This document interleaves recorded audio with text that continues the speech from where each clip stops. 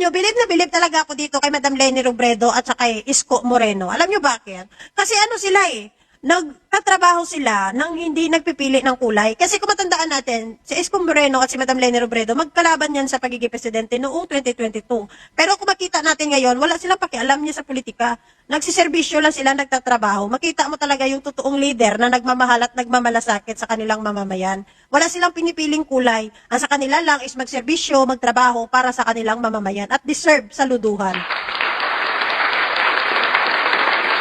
Kung mapansin natin, yan ang pinagkaiba ng mga Duterte siblings, ng mga Duterte family.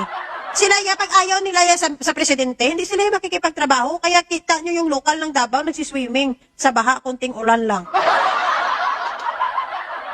Kunting ulan lang yan. Kunting ulan lang, may baha na sila. Minsan tag-init, pero meron silang baha. Diba? Mas inuuna nila yung greediness nila, yung selfishness nila, yung bitterness nila sa buhay nila. Yun yung inuuna nila. Wala sila yung professionalism. No? Lahat sa kanila self-interest lang. Kasi kung mahal talaga nila yung lokal nila, uunahin nila yan. Kahit sabihin pa nila ayaw nila sa presidente, magtatrabaho pa rin sila para sa kanilang lokal. Pero mas inuuna nila yung mag-travel na lang. Mas kagustuhin na lang nila yung mag-travel na lang sila magkakapatid. Kaysa magtrabaho para sa lokal nila. Kaya kung mapansin nyo, tuwing may kalamidad dyan sa Davao, yung family Duterte, wala dyan. Diba? So sana mamili tayo ng mga leader na totoong nagmamahal at hindi nagpapakitang tao lang. Dito natin matingnan ang pinagkaiba ng mga leader na totoong nagmamalasakit at nagmamahal. Isa sa mga leader na mga sariling interes lang at kapangyarihan lang talaga yung gusto. Diba? So nakakabilib yung ganitong leader. Isko Moreno, si Madam Leni Robredo, idagdag ko na din si Governor Pam ng Cebu na sinusumpa na din ng mga DDS. Kasi ang gusto ng mga DDS, wag na magtrabaho si Governor Pam, no? Wag siyang makisama magtrabaho kay BBM.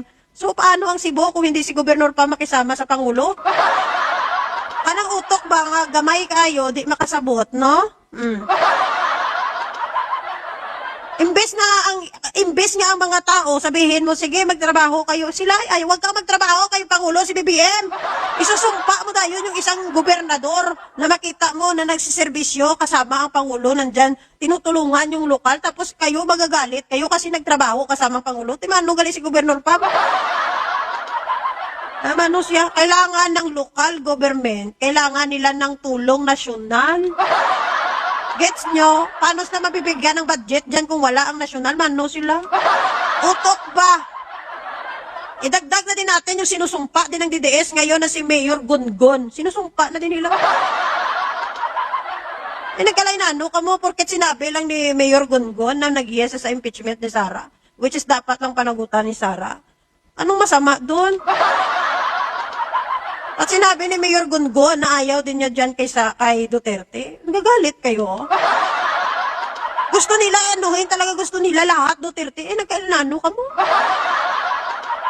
Ako sa inyo, i-check nyo isa-isa yung mga tornilyo nyo kasi baka nagkaluwagan na yan. Lahat ng politisyan nga ayaw kay Duterte, gina-atake sa mga trolls nga ini. Lahat na lang yung mga masasakit na salita. Magtrabaho kasama ang presidente, magagalit sila. Magsabi ang isang politisyan na ayaw sa Duterte, magagalit sila. Diba? Kayo nga, kahit nagka-DDS virus, kayo hinayaan kayo namin Pinapaliwanagan lang kayo araw-araw kasi nagmumukha kayong tanga. Yun lang. Pero yung sabihin sa inyo na wag niyong malin si Duterte, na sabihin sa inyo nga ginasumpa kayo dahil Duterte kayo, ay hindi namin ginagawa yan. Pero kayo, pagka anti-Duterte na gani, andyan kayo sa comment section, puro pagsusumpa yung mga pinagsasabi nyo. No? Hindi lang yan, marami pang mga politisyan na nakakabilib na nakikipagtrabaho sa Pangulo at mas inuuna nila na magserbisyo sa kanilang mga lokal kaysa mamolitika at deserve po lahat ng mga politisyan na mga profesional palakpakan. Congratulations kung ang inyong mga local governments dyan, na mga politisyan, is nagmamahal at nagmamalasakit sa inyo at hindi namimili kung sino lang ang tutulungan at kung kailan sila kikilos. Palakpakan ng mga politisyan nyo dyan, no? Lahat ng mga nasa local government, no? Na patuloy na nagmamahal, nagsiservisyo sa inyo. Mapadilaw, pink, red, or violet, o lahat ng kulay ng rainbow na sa kanya na, mas inuuna pa rin kayo kaysa mag-color coding.